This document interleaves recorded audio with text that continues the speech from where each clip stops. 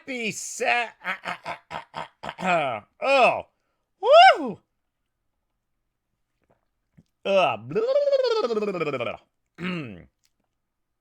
Actually, you want to know what? We don't edit around here. Happy Saturday! Wait a second. I just really I'm having a backwards morning. Oh, I wanted to be Saturday because Saturday's gonna be a gin tonic night, baby. Woohoo! Oh, I can't wait for Saturday. Happy Thursday. Hopefully everyone is having a phenomenal Thursday. For some of you all out there, you're going to be enjoying some Thirsty Thursdays. I myself, I really can't handle the hangovers like I used to. So therefore, I tend not to go out on Thursdays too much anymore. Tend to stick my drinking habits only, once or twice out of the week. But anyways, yeah. This Saturday, Gin Tonic Saturday, definitely on. But happy Thursday. Hopefully everyone's having a great Thursday. Great video plan for today. My eyeball is also twitching. I read a lot of you guys' feedback. You said the microphone sounds incredible, or rather the audiology sounds crazy. I did not look into one of those things that, extends on my, wall and stuff. But it's on my to-do list. I've just been incredibly busy, especially the remainder of the day on Tuesday after filming Tuesday's podcast, and also all of yesterday. Extremely busy too. And right now, today I'm even going to be a little more busier. Recording this super early. Actually, I've recorded podcasts even earlier than this. What time are we at? Let's see. By the way, if you're not in a old school RuneScape clan and would like to join my Hooba Hooba Mosh Pit, yeah, clans are actually a thing now on RuneScape. Old school RuneScape, rather. They're separate.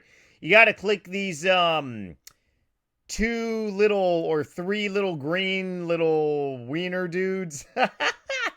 And you click find, type in NightmareRH, and then you'll be a guest in my clan. Like I said, we're a big conglomerate. We do a lot of fun events together, PVM, skilling, everything. But yeah, at 8:30 Eastern time, fairly early, and quite a few people are on and stuff, but only stop by and ask for an invite if you are not in a clan. Definitely not looking to poach at all. But otherwise, yeah. So I got a lot of stuff I got to do today. Got to bang out this podcast, plus a whole bunch of other work as well. But I will look into getting one of those devices that I can actually put on my wall and actually have like a solid microphone. As for my visual effect, some of you all were saying that's a little flickery. Trust me, this webcam that I just paid for is so much better than my previous webcam. I think it's my green screen. I'm probably going to end up redoing my work office into more of like a pod style office. I got to rearrange some furniture around, but I'm definitely going to work out the flickering, especially in the bottom. There we go. The bottom, it's the bottom for you all. It's the bottom left. For me, it's the bottom right. But let's just say, the bottom screen's kind of really flickering. That's a green screen. But otherwise, yeah, the audio sounds great. Everything else is going great. We're already caffeinated. I've been up since 5:30 this morning. I'm probably going to be up up until midnight. Eye strains. Woo! But it's worth it. Trust me. Okay, so this episode is going to be, well, firstly, this episode is 17. Episode 17, there is a playlist of all my other pods down below. Tuesday, Thursday, Saturday, we do these episodes. If you're not subscribed, please subscribe. It would mean a lot, and plus subscribing is free. It doesn't cost you anything but your time to watch these pods, which hopefully you all are not doing something too raunchy or too crazy in depth. The playlist for all the other pods are down below. And just having a really, really good time, especially with the series per se. But hopefully we can push analytics higher on these episodes. And I'm really getting a feel for which episodes do well and which episodes kind of really do not. Give me 1 second here. I gotta take a look at something. Okay, sweetness. And otherwise, yeah, so Nightmare. Why are we sitting making some smithing balls in Falador? I should be asking the question, why has my character stopped smithing balls? What's wrong with you, character? Well, so obviously you saw the title of this podcast. So we already know we're going to be talking about the Falador Massacre, right? Or I should say the forgotten Falador Massacre. Many, many moons ago, NightmareRH back in 2006 started smithing balls. And one of the first places that I used was actually Falador. Now, I was actually not on during the time of the Falador Massacre. I'll actually have the nuts to actually say that, because a lot of people on this game, just like how so many people say that they were at the first Woodstock concert ever, right? Back in 1969, I believe it was, or 68. I don't know the exact date, but Woodstock. If every single person that said they were at the Woodstock concert was actually there, it would have been like 20 million people. Realistically, I think it was like a couple 100,000, not even close to 1 million. So a lot of people lie, and a lot of people are just like pathological liars, and that's just how they get off, and that's because they want attention. However, I will say that I was not at the Falador Massacre. I actually didn't even know what the Falador Massacre was. But I was on RuneScape during 2006. And I actually have a screenshot. This was November 2000. Let me find dates. Hang on 1 second. September 19th, 2006. I already had full dragon, which I paid near 20 mil back then for a dragon chain body. Dragon plate legs was over 3 mil. A whip was over 3 mil. Even my rune kite shield that was gold trimmed was a mil. A dragon med helm was like 800k. My rune boots was like 200k. My obby cape was 500k. I was rocking over like 25 mil worth of items easily. But I spent a lot of time at Varrock firemaking, Falador smithing cannonballs until I transitioned over to what was it? Shiloh Village. And I am grateful that I actually was not on during the Falador Massacre. But I'll go ahead and share more of my experience later in this video. Right now, I kind of really want to dive into a couple parts and a couple subsections of this video, or I should say really pod. But let me go ahead and pull up some stuff right here. First thing I do want to pull up is pretty much the wiki page and go to what the wiki is pretty much saying about the Falador Massacre. Then we're going to actually play a video. We're going to be doing like, oh yeah, this is going to be a great episode. Great episode to really dive into. I honestly don't know why there's so many advertisements on the RS fandom wiki page. So annoying. Let's go ahead and pull you up right here. Okay. So reading off the generic, because there's a lot of controversy around the Falador Massacre, and we're gonna talk about quite a bit of those controversies. The Falador Massacre was an infamous glitch and subject violation of the bug abuse rule that occurred on 5-6 June 2006 in UK time. 5-6 June being because theoretically it started, I believe, June 5th, but the time zone in the UK was the 6th of June. Hence, as for actually like RuneScape time, it was given the nickname 666's glitch. 2000 June 2000 06 06 2006, right? June 6, 2006, 666. You can't make this up. One of the majority of glitches in RuneScape history occurred when Curse You, the first player to achieve 99 construction, hosted a party in his player-owned house in Remington. It actually leaves off Remington here, which I don't like. And players who engaged in combat activities in the house were then booted. Somehow retained the ability to attack other players. Now, a lot of people don't know that vast majority of players had the capability to PK. I actually really didn't find that out until later on about actually, doing this over the years and stuff. Many players who gained this ability took advantage of it. Okay, so that's really the sum of the gist, right? The sum of the gist. Now, there's a couple controversies around this, and one being is really the overall name, right? Falador Massacre 666. Like I said, you can't make that up, man. Like, you just can't make up some things like in life.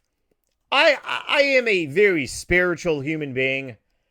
We could talk about things that have happened to me, and I'm sure that so many of you all have had weird experiences too.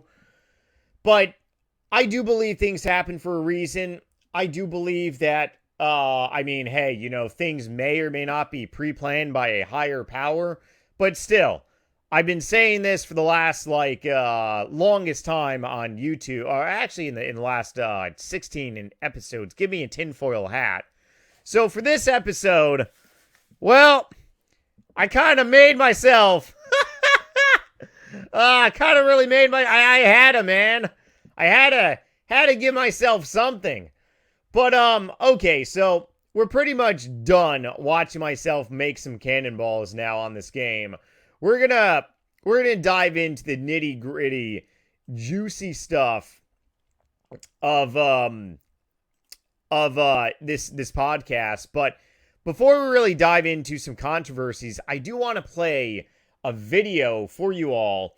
And I actually did get his permission. I do talk to the RuneScape historian fairly often. He actually made a video about me a couple years ago, and I ended up doing an interview with him. So I do have his permission for this video to actually play his video on the Falador Massacre, which we're going to get to. But one of the craziest things is that I really do believe the Falador Massacre is becoming a forgotten event on this game, just like how many things do become forgotten. But the videos that he really pushed out last year, that was insane. This is the one that we're going to be watching today. The craziest event in RuneScape history. It compared to other videos that he ended up making, it has like the somewhat on the downer side of views. You would think that a Falador Massacre video would actually have a lot of views. Hence, it truly is becoming a forgotten event. And The Last of Us on this game are really sticking around to, talk about it. The video that he made about me, which I am so appreciative that he took the time to actually make this tinfoil hat needs to be, remodified, man. There we go. He actually, so 31 minutes of editing, right? We don't edit around here. We just make raunchy content. It actually took him hours to put together my video. And it's definitely worth a watch. I'm actually very glad that my video is one of the most viewed videos on his channel. It really is an honor. Zezima. Damn, I'm number 4. Quickly, everyone go and watch that video. So it gets more views and I get to the first one. But yeah, so we're going to watch a good chunk of this video because I did not know a lot about the Falador Massacre when I first learned about it. And RuneScape Historian's video breaks down so many different aspects. And the aspect about the whole controversy, he goes into a little bit, but I actually want to spend more so time talking about the controversy. And the controversy is really if if people knew that this bug existed before 666 on RuneScape, and if it like these people kind of really just we'll get to that momentarily. But as for right now, grab some popcorn, grab whatever hat you want to wear, make sure you're caffeinated or something else, and let's sit back and listen to this video for a good chunk of it. This event has been documented by two other good-sized YouTubers that I know of. One of them, by Colinello, is around 8 to 9 minutes in length, while RS Will Miss Its video is a whopping hour. My video will serve as a middle ground between these two at what I estimate to be somewhere between 20 to 30 minutes potentially, while still peppering in unique information and being different. I'm the RuneScape Historian. Let's get into it. One of the darkest events in RuneScape history happened right here over 17 years ago on June the 6th, 2006. The event that took place on this date was dubbed the Falador Massacre. Both the massacre and its main perpetrator, Duriel321, would go down not only in RuneScape history, but gaming history forever. This event is remembered somewhat fondly now due to nostalgia and the passage of time, with Jagex even creating two 10-year anniversary events in 2016 for both old school RuneScape. Did I see that someone's name was Neil Armstrong? I highly doubt that's the actual Neil Armstrong. Sorry, just had to comment on that.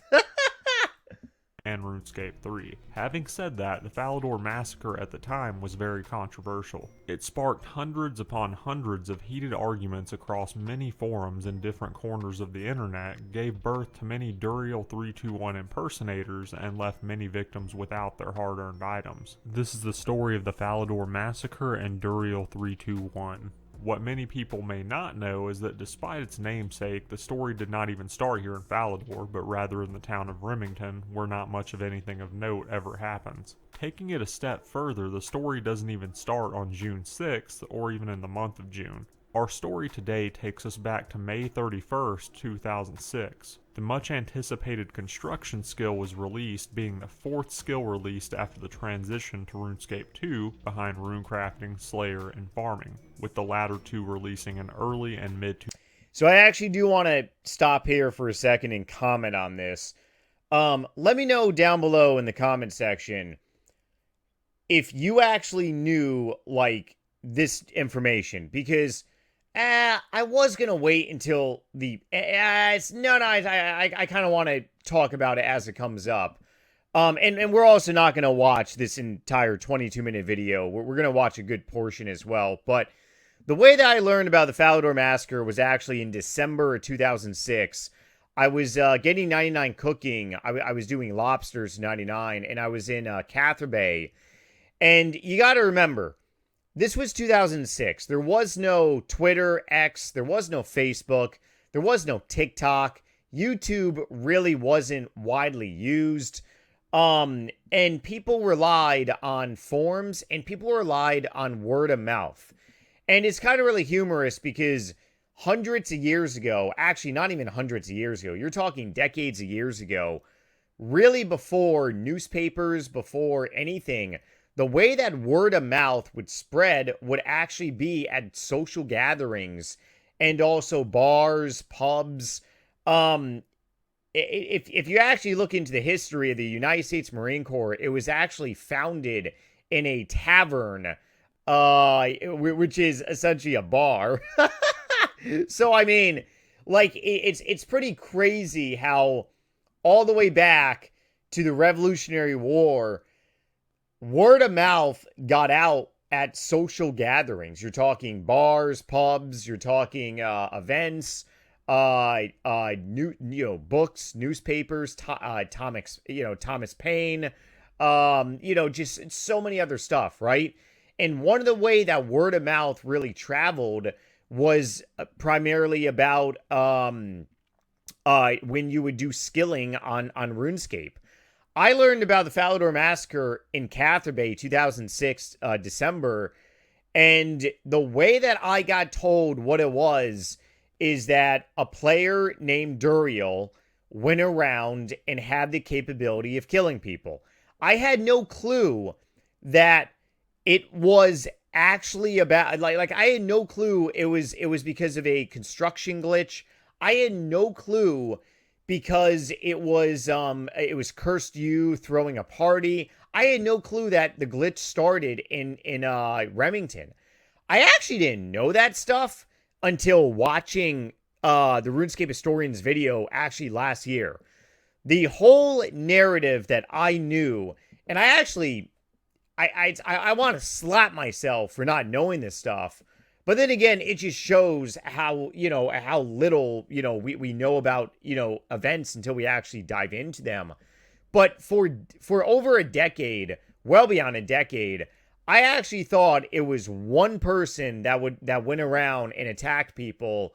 And I actually thought that it started in Falador, not Remington, which is a little like remarkable. But yeah. So if you did not know that, definitely comment below because your brain can always learn new stuff. 2005, respectively.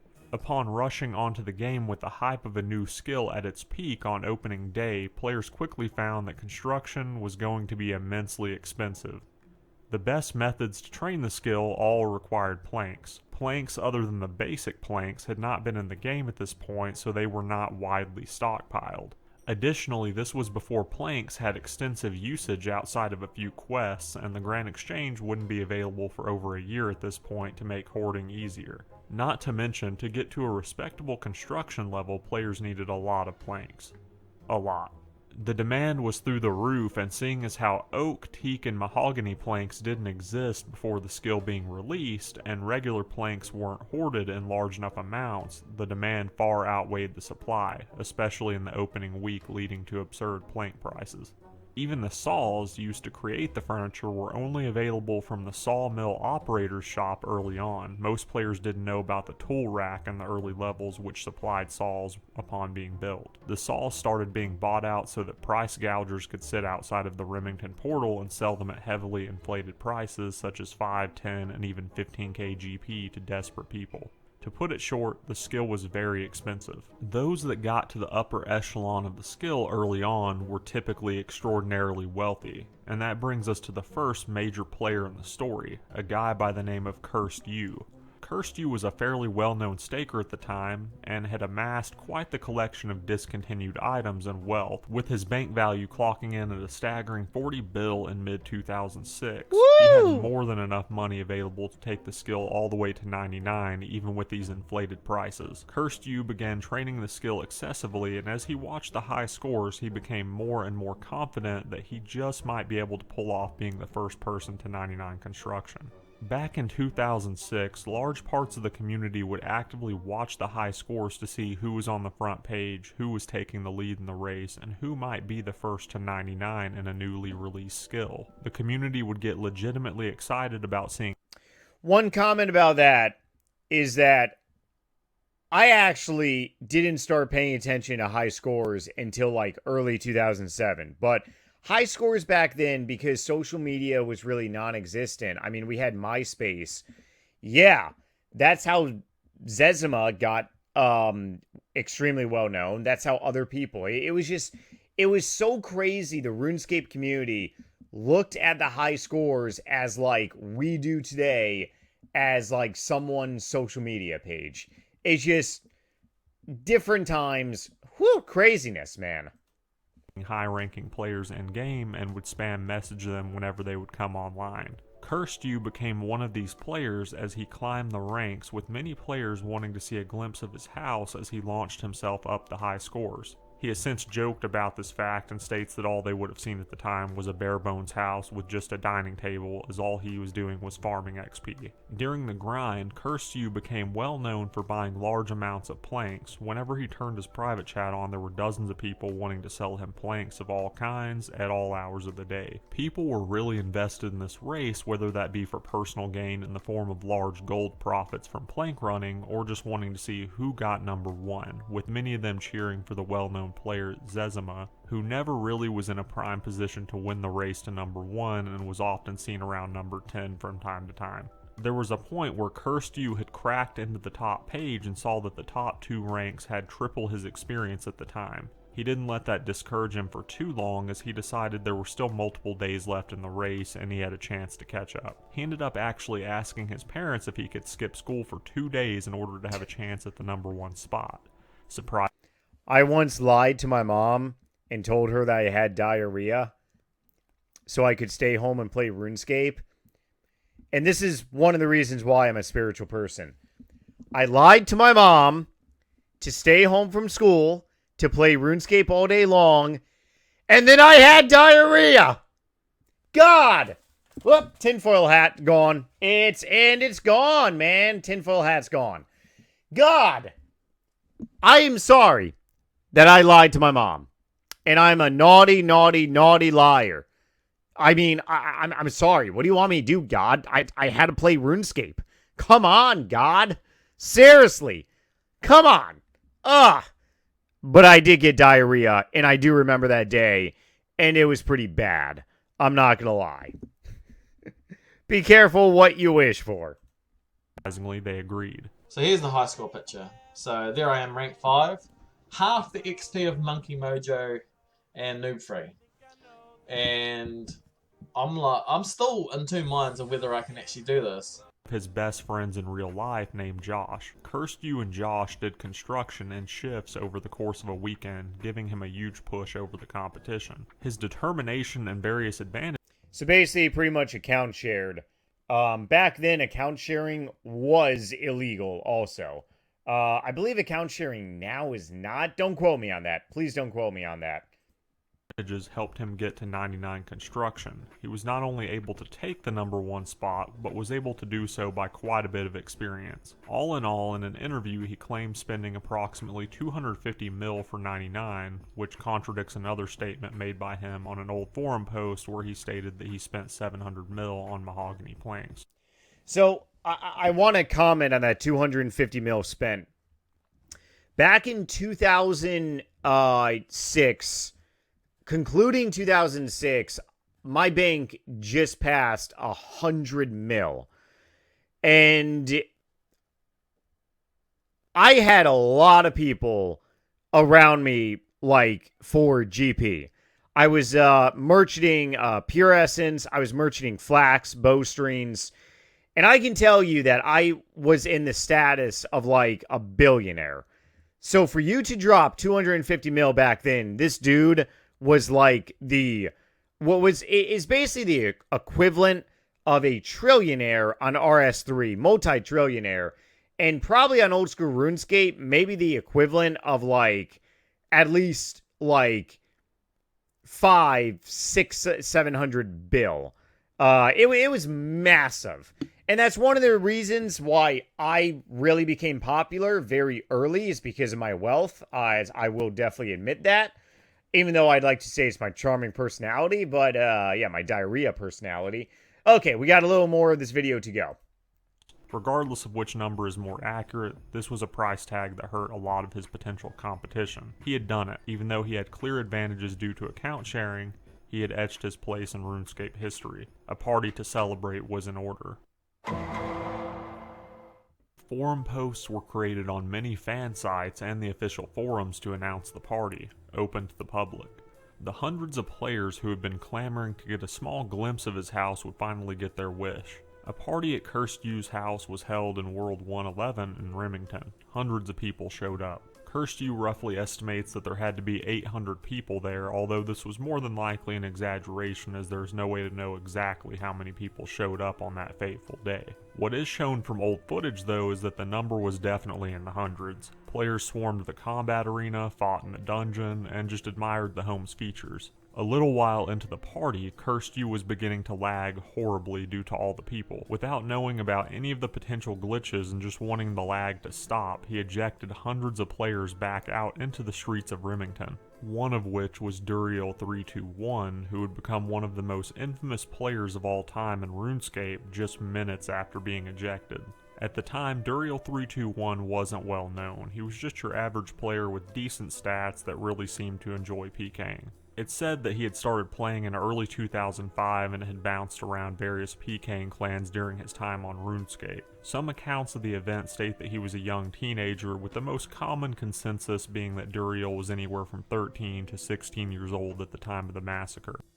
Although it's important to note that these claims are murky at best. Here's where the event gets even more cloudy. Some players that were in the home, including Cursed You, say that it was the combat ring that caused the glitch. Players that were fighting in the combat ring would have had the attack option, and that persisted for those specific players upon being kicked outside, leading to them still having that attack option and being able to attack bystanders. Others state that the scrying pool was to blame, an item in the house that technically allowed a user's location to be classified as being somewhere else outside of the home. With the PvP option set to on within the home, these users were classified as being in Falador, for example, instead of a player-owned house, and didn't get their PvP status removed. Some people speculate that the PvP variable in place for player-owned houses only removed the PvP option if the player went from a player-owned home to outside, not if the player went from Falador to outside, for example. Either way, this was an oversight on Jagex's behalf, an understandable one given the size of the update, but an oversight nonetheless. Mod Ash did an interview over on Mod Shawnee's YouTube channel where they discussed the events of the massacre during a portion of the interview.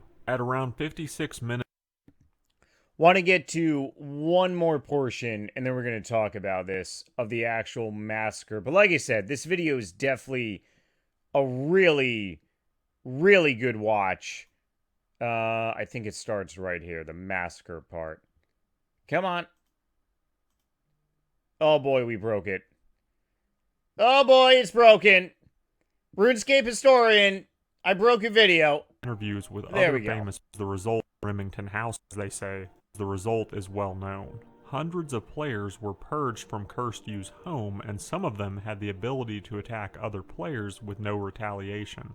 There you go. So it was a lot of people, apparently. A lot of people had this capability. The rest, as they say, is history. Dun, dun, Some of dun. the affected players began attacking bystanders right outside of the Remington House portal. Unsuspecting players holding large sums of cash and rares were attacked and killed. As a result of the commotion, player moderators flooded to the scene, urging players that were being attacked to step out into clearings so that the bug abusers could be easily identified and reported. Due to the large crowds and hysteria, that was easier said than done. Many players died in Remington, and many of them lost their valuable rares and millions of GP. The attacks didn't stop here and spilled out a bit further into the areas between Remington and Falador for the most part. During the commotion at Remington, the Duriel in the Tippett interview states he killed a player for a yellow party hat but was unable to get it due to looters. In the same interview, though, he claimed that he got kill messages for players and had first pick at the loot as a result. This is obviously a conflicting statement that casts some doubt on the validity of the interview and Duriel's claims in the interview. But All right, so let's go ahead and talk about a lot of things. And like I said, I highly suggest everyone go and see the full portion of this video, but for the sake of this pod, definitely want to stop here. And I think we got a good majority of gist of things to talk about now. One of the first things I do actually want to hit on here. Where are we? Where did you go? Hang on, I gotta pull something up here. By the way, if you do use, I'm in the process of getting, it's on my to-do list. I gotta get a new banner. I gotta get new icons. But if you do use social media, especially Twitter, Facebook, and Snapchat, I'm on there. Definitely give me a follow. Okay, so I did make one video, and this video is absolutely just like, it's hilarious to actually stare at. I made this video on my vlog channel, NightmareRH on RS. I ended up making it 7/14/2010. Yeah, July 14th, 2010. You want to talk about bad webcam quality? Come on, man. Yeah, you can't comment about bad webcam quality versus that. You really can't. I actually, no, I don't. That polo that I'm wearing in that shirt ended up getting ripped up. But I had it for a while. I'm the king of polos. Anyway, so yeah, I got one video there. As for otherwise, let me double check some stuff. Falador Massacre. How many Massacre videos do I actually have on my main channel? Ooh, wow. More than I actually thought. I got the anniversary video, so I actually remember making this one. And this one really isn't anything crazy like the RuneScape historians. Ignore all these DayZ Zombie Massacre. That was a great one to make. But I ended up making this one. Why can't I see this? Hang on here. I gotta go ahead and add something. It's all messed up. All messed up. There we go. We have like 2-3 different images here. I ended up making the anniversary one, 2017, as kind of just like, a tribute. But I never made a actually Falador Massacre video on my main channel. And the reason being is because I was not there at the event. And I mean, even though, and I'm pretty sure RuneScape historian was not there at the event, I gotta actually ask him. But I just really never felt the need to actually make a video about it. But I made this one just as like a anniversary in a way. And it was definitely pretty like remarkable because I had actually quite a bit of people comment on that. And they were like, what is, the Falador Massacre? And this was, of course, 2017. RuneScape did get quite a new amount of players during this period. So there are people today playing RuneScape that actually don't know what the Falador Massacre consisted of. And it's just really one of those crazy things, how much history could very well be left out. And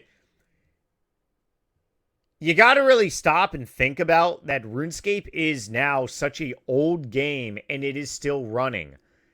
Blizzard Games, Blizzard and Resident Evil is an old company.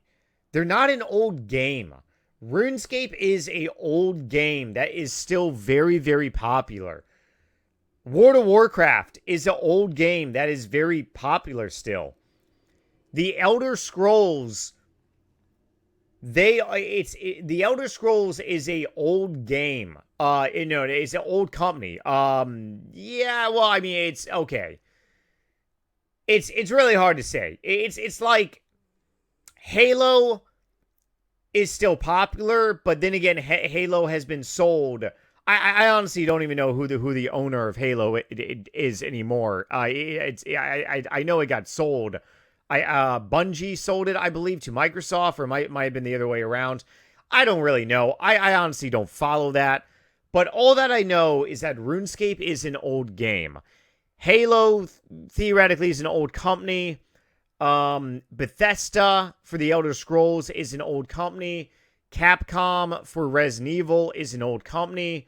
Blizzard for Battle.net, for Diablo, StarCraft, Warcraft, World of Warcraft is an old company. RuneScape has been around longer than World of Warcraft. A lot of people don't like hearing that. But we have a lot of history.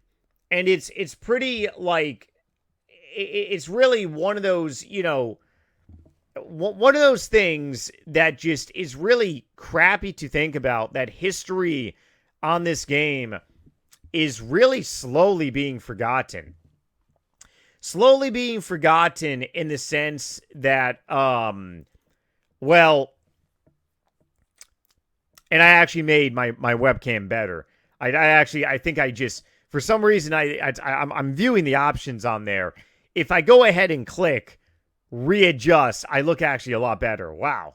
Okay, maybe that's the reason why some of you all were commenting about it, saying, "Oh no, the webcam's, it's not high quality." Now it is. Okay. I learned about the Falador Massacre, and a lot of details were left out. Oh man, it's doing it again. What? Stop. Okay, there we go. Now the webcam's good. Definitely the green screen probably made it a little iffy. But I learned about the Falador Massacre, and I actually feel terrible that I didn't get the entire story. But then again, in 2006, I mean, like, it's like playing a game of telephone, right? You're sitting in a circle. Playing the game telephone, especially when you are drunk off your ass, oh, it is so funny. Especially when everyone in the circle are veterans and everyone has tinnitus or hearing problems. And you're like, what? Okay. It's the greatest game to play. I had so much details left out to me. Or wait a second. No. I got so much detail. Oh, my brain. I need more caffeine. My brain isn't working. 2006, when I learned about the Falador Massacre, so many important details were left out when it was being expressed to me. When I learned about it, I never knew that it was multiple players. I never knew that people were killing each other, not only in Falador but in Remington. I never knew about, like, how the glitch happened. I actually didn't even know who Cursed You was. I didn't even know it was a construction glitch. For the longest time, I actually thought it was a glitch from PKing that could have been carried over to, from a player-owned house to Falador. So by teleporting Falador, that's the way it was expressed to me. But yeah, it's one of those crazy things that you really got to dive into, especially the history. And a lot of important details on this game are definitely going to be left out for like the next like 10 years and stuff. Because you have people on this game that have never experienced RuneScape without the Grand Exchange. You have people on this game who have never experienced how the forums on RuneScape was like social media. And that's how so many people gain popularity. That's how people like Curse You gain popularity when going to 99 for getting 99 construction and stuff. But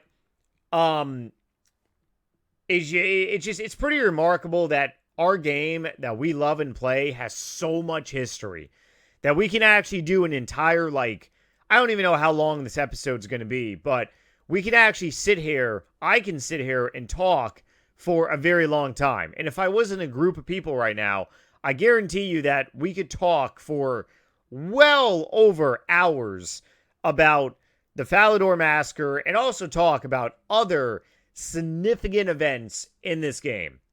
Be patient, though, because that is going to be coming probably very soon.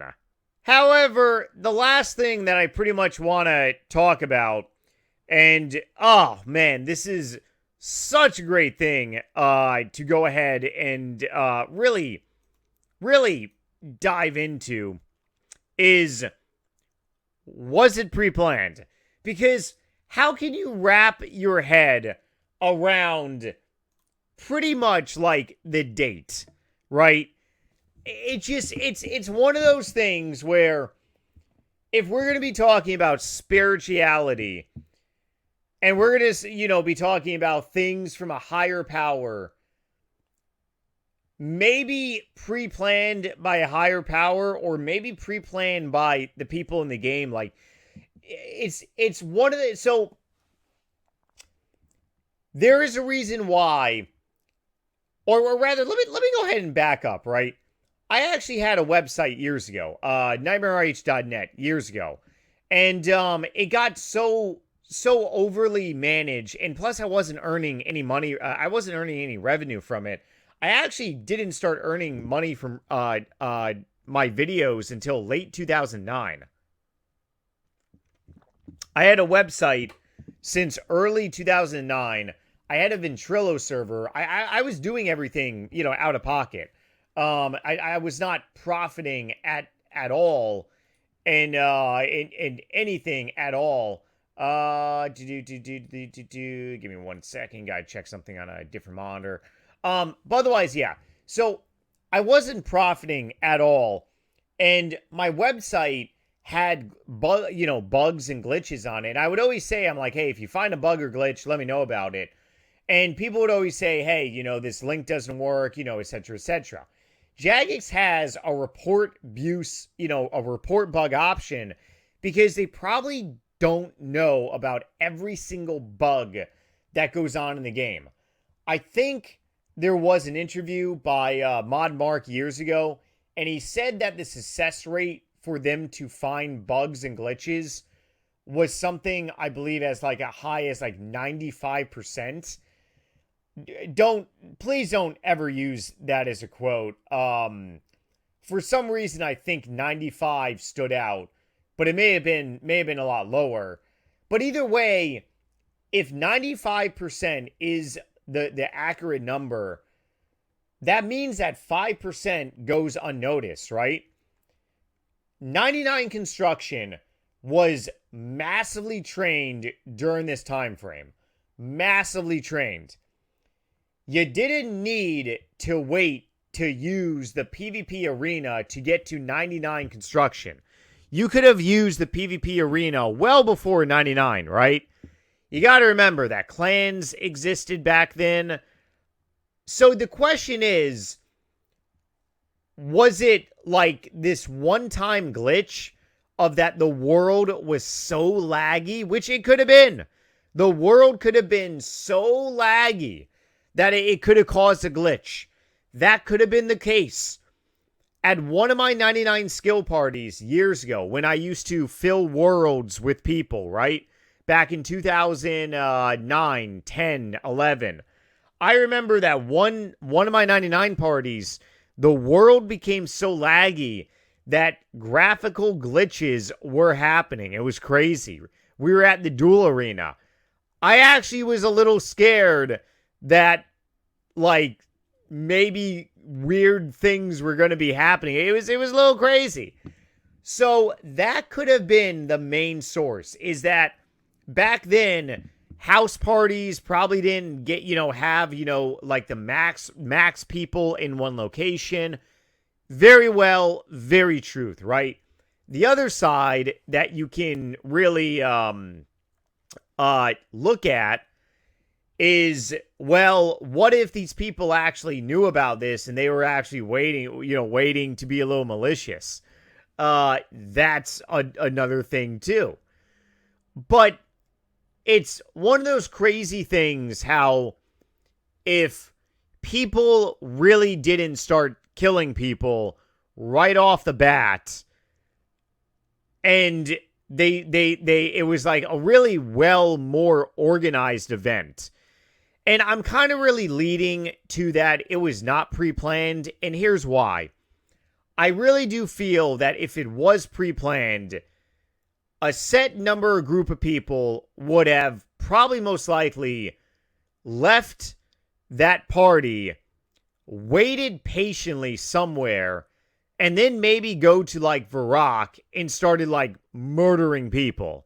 Or go to, a very different location and start PKing people.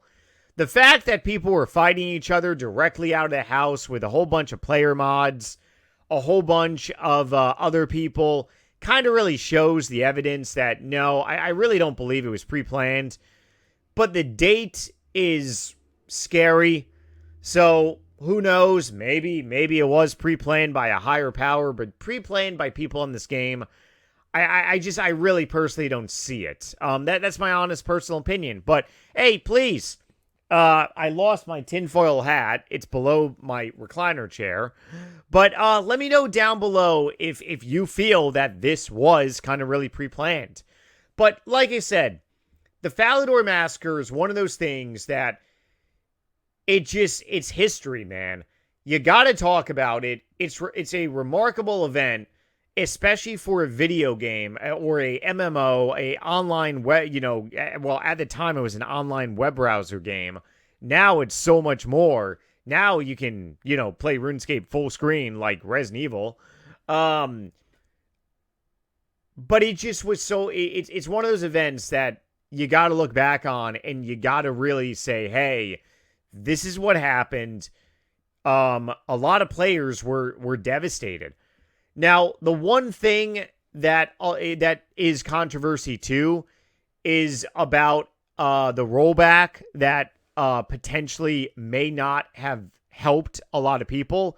There was a lot of controversy how the rollback that Jagex did or maybe did not do.